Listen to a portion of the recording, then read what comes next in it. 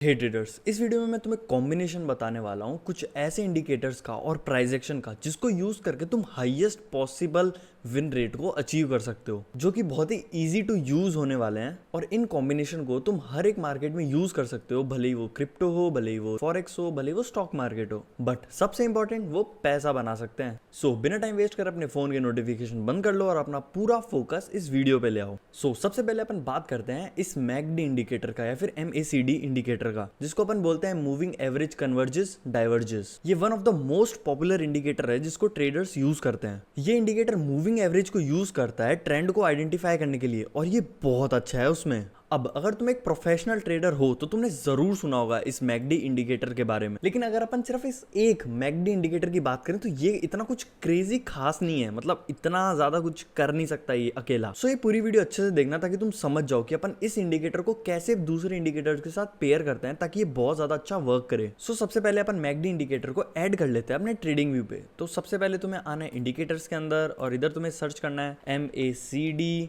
और यहाँ से इस मूविंग एवरेज कन्वर्जेस डाइवर्जेस पे क्लिक कर दो। तो नीचे अपने ये MACD इंडिकेटर आ चुका है। अब जब अपन ने इस इंडिकेटर को ऐड कर लिया है तो अब ये भी समझ लेते हैं कि वर्क कैसे करता है। मैकडी इंडिकेटर 4 कंपोनेंट से बना होता है। पहला मैकडी लाइन, दूसरा सिग्नल लाइन, तीसरा हिस्टोग्राम और चौथा जीरो लाइन। जो MACD लाइन है मतलब मैकडी लाइन वो है ये ब्लू वाली, और यूजुअली अपन इसको 12 डे के मूविंग एवरेज पे रखते हैं। और सिग्नल लाइन ये ऑरेंज वाली लाइन होती है जिसको अपन 26 डे के मूविंग एवरेज पे रखते हैं। उसके बाद आता है अपने पास हिस्टोग्राम, जो अपन को डिफरेंस बताता है मैकडी लाइन में और सिग्नल लाइन में। फॉर एग्जाम्पल, अब अगर इन दोनों लाइन के बीच का गैप बहुत ही छोटा होता है तो हिस्टोग्राम भी बहुत छोटा बनता है, और अगर गैप बड़ा होता है तो हिस्टोग्राम भी बहुत बड़ा बनता है।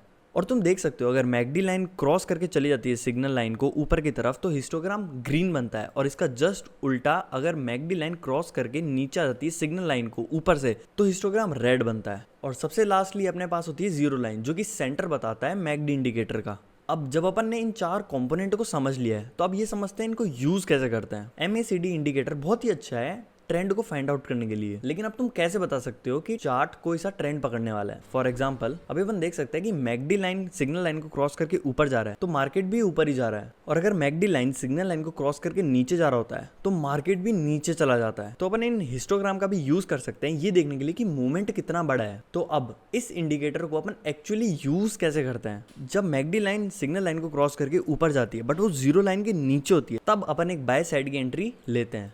अब अगर मैकडी लाइन सिग्नल लाइन को ऐसे क्रॉस करके और ऊपर जा रही है बट वो जीरो लाइन के भी ऊपर है तो अपन बाय साइड की एंट्री नहीं लेंगे। और ये सेम चीज़ अपन सेल करते वक्त भी करते हैं, बट उल्टा। अपन सिर्फ सेल की ट्रेड या फिर अपन कह सकते हैं शॉर्ट की ट्रेड तभी लेंगे जब मैकडी लाइन सिग्नल लाइन को क्रॉस करके नीचे आ रही हो बट वो जीरो लाइन के ऊपर हो, तभी अपन वहां से शॉर्ट साइड की एंट्री बनाएंगे। तो अभी मैंने तुम्हें जितना बताया है वो तुम्हें पक्का समझ में आ गया होगा, और अगर आ गया है तो इस वीडियो को लाइक कर दो ताकि मुझे समझ में आ जाए कि तुम्हें समझ में आ गया। अब ट्रेडर्स क्या करते हैं, वो इस एक ही इंडिकेटर के भरोसे पे वो ट्रेड्स लेते हैं, और यही उनकी सबसे बड़ी गलती होती है। अब मैं तुम्हें बताता हूँ ये मैकडी इंडिकेटर क्या काम नहीं करता।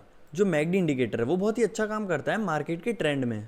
तो जैसा अपन इस एग्जांपल में देख सकते हैं कि मार्केट एक बुलिश ट्रेंड में था और मैकडी इंडिकेटर ने यहाँ से बाय करने को इंडिकेट किया और अपन ने एंट्री ली और अपना प्रॉफिट भी हो गया। अपन इसके जस्ट आगे देखें कि ट्रेंड अभी भी बुलिश ही है, लेकिन मैकडी इंडिकेटर ने ये इंडिकेट किया कि अब तुम्हें सेल कर देना चाहिए, लेकिन अब अगर तुम यहाँ से सेल करोगे तो तुम्हारा लॉस हो जाएगा। तो अपन यूज करने वाले एक बहुत ही सिंपल सी चीज जिसके बाद में अपन ऐसे फॉल्स ट्रैप के अंदर वापस नहीं फंसेंगे, और वो है कि जब मार्केट का ट्रेंड बुलिश हो और जीरो लाइन के नीचे जब मैकडी लाइन सिग्नल लाइन को क्रॉस करके ऊपर आ रही हो तभी अपन एक बाय साइड की एंट्री लेंगे। और ये सेम ही चीज रहेगा जब अपन को एक सेल साइड की एंट्री लेनी हो, मार्केट का ट्रेंड बेरिश हो और जीरो लाइन के ऊपर जब मैकडी लाइन सिग्नल लाइन को क्रॉस करके नीचे आ रही हो तभी अपन वहां से सेल साइड की एंट्री लेंगे। तो अब अपन को कैसे पता चलेगा कि ट्रेंड क्या है, तो देखो, हाँ एग्जैक्टली देखो, क्योंकि देखोगे तो समझ में आ जाएगा कि ट्रेंड क्या है। बट इस चीज को और ज्यादा इजी बनाने के लिए अपन यूज करने वाले अपने सेकंड इंडिकेटर को, जो कि है 200 डेज मूविंग एवरेज।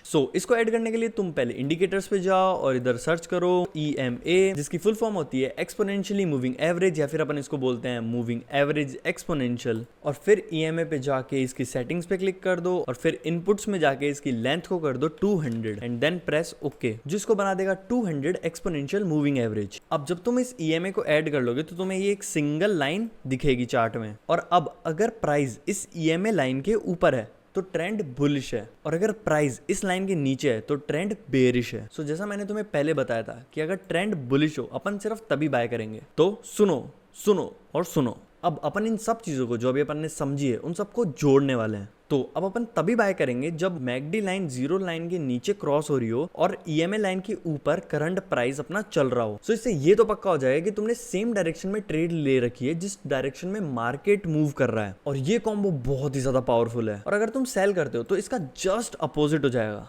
तो ध्यान रखना कि प्राइस इस ईएमए लाइन के नीचे हो और मैकडी लाइन जीरो लाइन के ऊपर क्रॉस कर रही हो, तभी अपन एक सेल साइड की एंट्री लेंगे।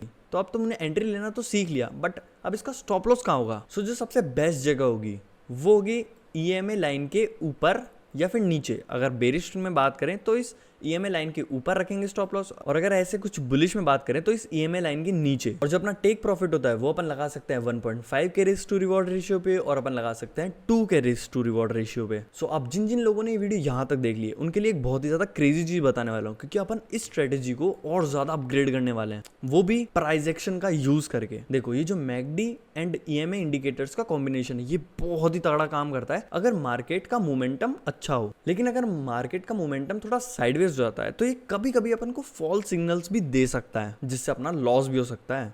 तो अब डरने की क्या है बात जब प्राइस एक्शन अपने साथ।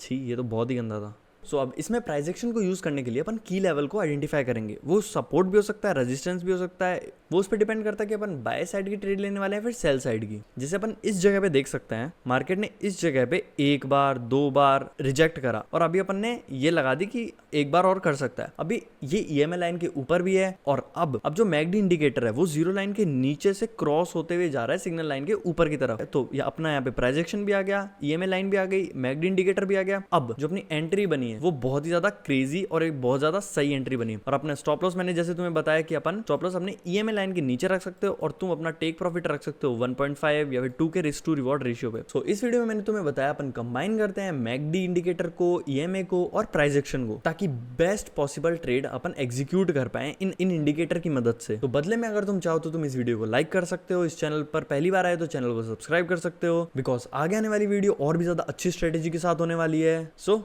Thanks for watching.